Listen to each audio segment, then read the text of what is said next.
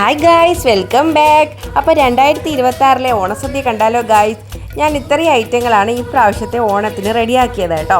ഞാൻ എല്ലാ പ്രാവശ്യവും ഉണ്ടാക്കുന്ന കണക്ക് 30 ഐറ്റമൊന്നും റെഡിയാക്കിയിട്ടില്ല. അപ്പോൾ എന്നാലും അത്യാവശ്യം ഐറ്റംസൊക്കെ ഉണ്ട് കേട്ടോ. അപ്പോൾ ഫസ്റ്റ് നമ്മുടെ പരിപാടി എന്താ, വെജിറ്റബിൾസ് എല്ലാം കട്ട് ചെയ്ത് വെക്കണം.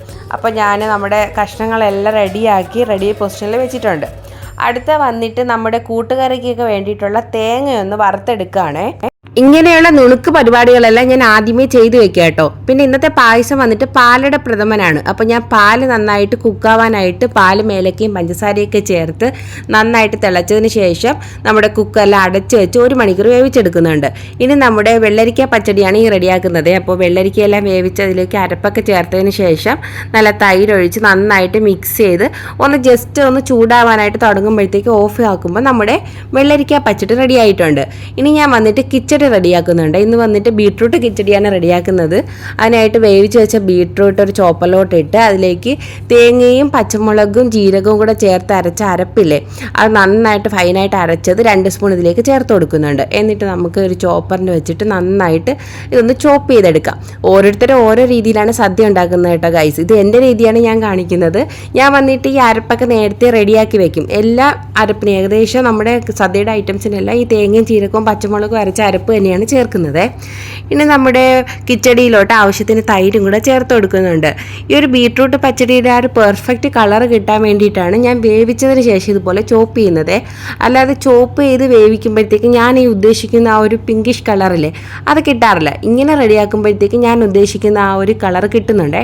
അപ്പോൾ നമ്മുടെ ബീട്രൂട്ട് പച്ചടിയിലേക്ക് ഇനി ആവശ്യത്തിന് പഞ്ചസാരയും ആവശ്യത്തിന് ഉപ്പും കൂടെ ചേർത്ത് കൊടുക്കും. ഇതല്പം മധുരമുള്ളൊരു കിച്ചടിയാണേ. അപ്പോൾ നമ്മുടെ ബീട്രൂട്ട് കിച്ചടിയിൽ ഞാൻ വേവിച്ചപ്പോൾ ഓൾറെഡി ബീട്രൂട്ടിൽ കുറച്ച് ഉപ്പ് ചേർത്താണ് വേവിച്ചത്. പക്ഷേ എന്നാലും ഉപ്പ് കുറവായിരിക്കും. അങ്ങനെ ആവശ്യത്തിന് ഉപ്പും പഞ്ചസാരയും കൂടെ ചേർത്ത് നന്നായിട്ട് ഇളക്കി മിക്സ് ചെയ്തിട്ട് ലാസ്റ്റാണ് ഇതിനെല്ലാം കടുവറുത്തൊഴിക്കുന്നത്. ഇനി ഇതുപോലെ തന്നെ നമ്മുടെ പൈനാപ്പിൾ പച്ചടിയും കൂടെ റെഡിയാക്കി എടുക്കാം. ഈ പച്ചടിയും കിച്ചടിയും തമ്മിലുള്ള വ്യത്യാസം വേവിച്ചതിന് ശേഷം തിളപ്പിക്കുന്നത് എന്നാണ് എൻ്റെ ഒരു അറിവ് കേട്ടോ. ഇനി ഇതിൽ വല്ല മാറ്റം ഉണ്ടോ എന്ന് എനിക്കറിയില്ല.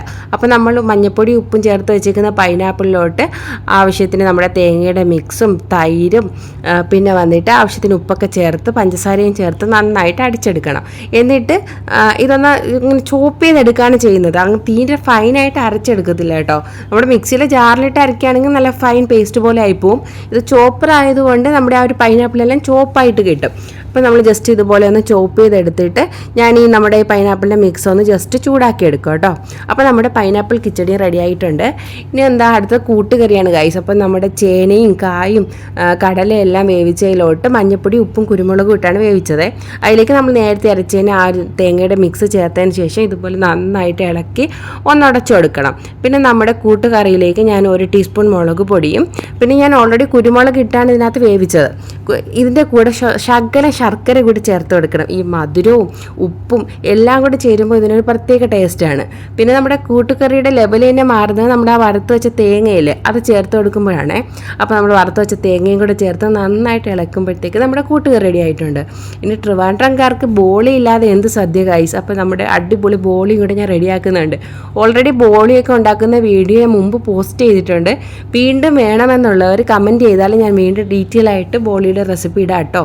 അപ്പോൾ നമ്മുടെ ബോളി അടിപൊളിയായിട്ട് ഞാനിങ്ങനെ പരത്തി ഇങ്ങനെ ചുട്ടെടുക്കുന്നുണ്ട്. നമ്മുടെ ബോളി എന്ന് പറഞ്ഞാൽ ഭയങ്കര ഡെലിക്കേറ്റ് ആയിട്ടുള്ളൊരു സാധനമാണ് കേട്ടോ.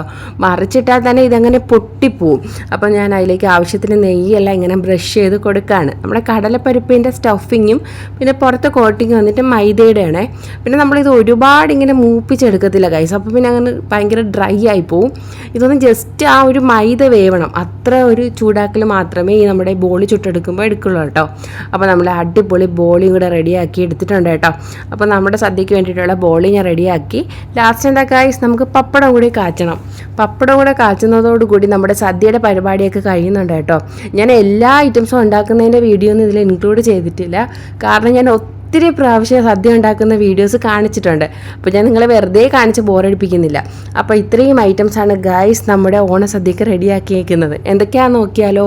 ഇന്നത്തെ പായസം വന്നിട്ട് നമ്മുടെ പിങ്ക് പാലടയാണ് ഗൈസ്. പിങ്ക് പാലട, പിന്നെ ബോളി, ചോറ്, പപ്പടം, സാമ്പാർ, പരിപ്പ്, രസം, പുളിശ്ശേരി, ഇഞ്ചിത്തൈര്, പിന്നെ പച്ചടി, പൈനാപ്പിൾ പച്ചടി, ബീട്രൂട്ട് കിച്ചടി, ഇഞ്ചിപ്പുളി, നാരങ്ങ അച്ചാർ, മാങ്ങ അച്ചാർ, ചിപ്സ്, പിന്നെ വന്നിട്ട് ഓലൻ, കാളൻ, കൂട്ടുകറി, അവിയൽ, തോരൻ, ഇത്ര ഐറ്റംസാണ് നമ്മുടെ സദ്യക്കുള്ളത്. എല്ലാം കിട്ടി ഗൈസ്. പക്ഷേ വാഴയില മാത്രം കിട്ടിയില്ല. കമ്പനിയിലിപ്പോൾ പരിപാടിയൊക്കെ നടന്നുകൊണ്ട് വാഴയില ഫുള്ള് എല്ലാവരും കട്ട് ചെയ്തുകൊണ്ട് പോയി കേട്ടോ. അപ്പോൾ എൻ്റെ കയ്യിൽ ഈ ഒരു പ്ലേറ്റ് ഉണ്ടായിരുന്നു, ഇതിലാണ് ഞാൻ സെർവ് ചെയ്തത്. ആ ഒരു വാഴയില ഇല്ലാത്തത് എനിക്ക് ഭയങ്കരമായിട്ട് മിസ് ചെയ്ത് കേട്ടോ. എന്നാലും സദ്യക്ക് നല്ല ടേസ്റ്റ് ഉണ്ടായിരുന്നു. ഇശുക്കുട്ടിയാണെങ്കിൽ ചോറും പുളിശ്ശേരി മതിയെന്നും പറഞ്ഞിട്ട് അവൾ കഴിക്കാനായിട്ട് ഇരുന്നു കേട്ടോ. എൻ്റെ കയ്യിൽ ആകെപ്പാട് ഈ 2 പ്ലേറ്റേ ഉള്ളൂ. അപ്പം ഞാൻ പിന്നീടായിരുന്നത് കേട്ടോ. ആദ്യം ഇക്കാക്ക് കൊടുത്തിട്ട്, ഇക്കാക്കാണെങ്കിൽ എൻ്റെ സദ്യ ഭയങ്കരമായിട്ട് ഇഷ്ടപ്പെട്ടു കേട്ടോ. ഇക്ക എന്താ പറയുന്നത് അറിയാമോ, ഇതുപോലെ ഇനി ഇക്കാക്ക് എല്ലാം ഉണ്ടാക്കാൻ പഠിക്കണമെന്ന്. നടന്നത് തന്നെ ഗൈസ്. അപ്പോൾ പിന്നെ ഇക്ക സദ്യയൊക്കെ കഴിച്ചുകൊണ്ടിരുന്നപ്പോൾ എൻ്റെ അവസ്ഥ കണ്ടോ ഗൈസ്. ഇന്നലെ നല്ല ഒരുങ്ങി സുന്ദരിക്കുട്ടിയായിട്ടിരുന്ന ഞാൻ ഇന്നത്തെ എൻ്റെ കോലം നോക്കൂ. ഇന്നലെ മാലയും വളയൊക്കെ ഊരി വെച്ചിട്ട് ഞാൻ ഒന്നും എടുത്തിട്ടിട്ടുണ്ടായിരുന്നില്ല കേട്ടോ. മുഖമൊക്കെ വന്നിട്ട് ചുമന്ന് തുടങ്ങിയിട്ടുണ്ട്. കാരണം അടുക്കളയിൽ അത്ര നല്ല ചൂടാണ്. ഇക്ക പിന്നെ അവിയൽ ഫാനാണ് ഗൈസ്. അപ്പോൾ ആകെപ്പാട് വീണ്ടും റിപ്പീറ്റ് അടിച്ച് ചോദിച്ചത് അവിയലാണ്. അപ്പോൾ ഒരു ട്രിപ്പ് ചോറ് കഴിച്ചതിന് ശേഷം നമ്മൾ പായസം കഴിക്കാം കേട്ടോ. അപ്പോൾ ബോളിയും പായസവും ഇങ്ങനെ സെർവ് ചെയ്യുകയാണ്. ഇക്കാണെങ്കിൽ കഴിച്ച് തളർന്നു. അതിൻ്റെ ഇടയിൽ ഇശുക്കുട്ടീൻ്റെ ഡാൻസ് ഉണ്ടോ. ഇശുക്കുട്ടിക്ക് ചോറും പുളിശ്ശേരിയും കിട്ടിയപ്പോൾ അവൾ ഓക്കെ ആയി. അത് കഴിഞ്ഞ് പായസം കഴിച്ച് കഴിഞ്ഞാൽ നമ്മൾ കുറച്ച് രസം കുടിക്കും ഗൈസ്. ഇത് നമ്മൾ ട്രിവാൻഡ്രം സ്റ്റൈലാണ് കേട്ടോ. രസം കുടിച്ചതിന് ശേഷം അടുത്ത നമ്മുടെ ഇഞ്ചിത്തൈര്. ഇതെല്ലാം ദഹനത്തിന് നല്ല സഹായിക്കുന്ന സംഭവങ്ങളാണ് കേട്ടോ. അപ്പോൾ ഇഞ്ചിത്തൈര് ഇതുപോലെ കയ്യിലൊഴിച്ച് കുടിച്ചതിന് ശേഷം ലാസ്റ്റ് സ്വല്പം ചോറിങ്ങനെ ഇട്ട് കൊടുത്തിട്ട് അതിലേക്ക് നമ്മുടെ പുളിശ്ശേരിയും കൂടെ ഒഴിച്ച് നന്നായിട്ടൊന്ന് മിക്സ് ചെയ്ത് കഴിച്ചാൽ നമ്മുടെ സദ്യ അതോടുകൂടി ഫിനിഷ് ആവും. ഇത്രയും കഴിക്കുമ്പോഴാണ് നമ്മുടെ ആ ഒരു സദ്യ കംപ്ലീറ്റ് ആവുന്നത്. നമ്മുടെ ട്രിവാൻഡ്രം സൈഡിൽ ഇങ്ങനെ കഴിച്ചാൽ അതൊരു സദ്യ എന്ന് പറയുള്ളൂ കേട്ടോ.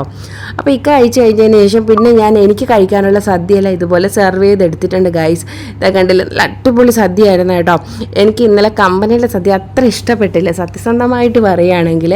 അതുകൊണ്ടാണ് ഇന്നിപ്പോൾ വീട്ടിൽ സദ്യ ഉണ്ടാക്കാമെന്ന് ഞാൻ തീരുമാനിച്ചത് തന്നെ കേട്ടോ. അപ്പോൾ എൻ്റെ സദ്യ കഴിച്ചിട്ട് ഞാൻ ഉണ്ടാക്കിയതുകൊണ്ട് പറയുന്നല്ലോ ഗൈസ്, നല്ല അടിപൊളി സദ്യയായിരുന്നു. അപ്പോൾ നല്ല നമ്മുടെ ആ ഒരു പുളിയിഞ്ചിയും പപ്പടവും പരിപ്പും കൂടി കൂട്ടി കഴിച്ചാൽ തന്നെ ഉണ്ടല്ലോ സ്വർഗ്ഗമാണ് ഗൈസ്, സ്വർഗ്ഗം. അപ്പോൾ നിങ്ങൾക്ക് ഇതിൻ്റെ ഡീറ്റെയിൽ വീഡിയോ വേണമെങ്കിൽ എൻ്റെ അടുത്ത് കമൻറ്റ് ചെയ്താൽ മതി. അപ്പോൾ നിങ്ങൾക്ക് ഈ വീഡിയോ ഇഷ്ടമെങ്കിൽ ലൈക്ക് ചെയ്യുക, ഷെയർ ചെയ്യുക, സബ്സ്ക്രൈബ് ചെയ്യുക. അപ്പോൾ അടുത്ത വീഡിയോ കാണുന്നവർ ടിൽ ദെൻ ബൈ.